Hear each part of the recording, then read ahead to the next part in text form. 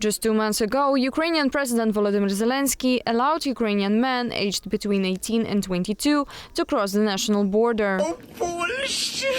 So far, a total of 99,000 young men have left the country, with as many as 1,600 crossings daily.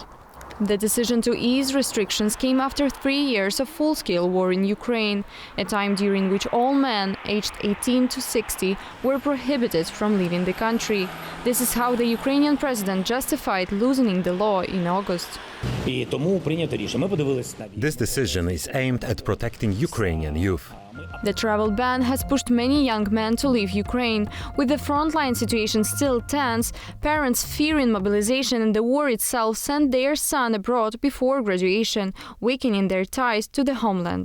That would be very bad for the country if a big part of those people who can rebuild Ukraine, who can create a new Ukraine, new wave of Ukraine in future after this cruel war, would accidentally die. However, the decision has sparked some hostility against Ukrainians, particularly in Poland and Germany.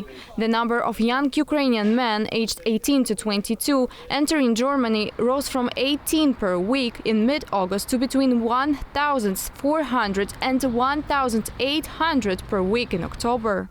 We have no interest in young Ukrainian men spending their time in Germany instead of defending their country.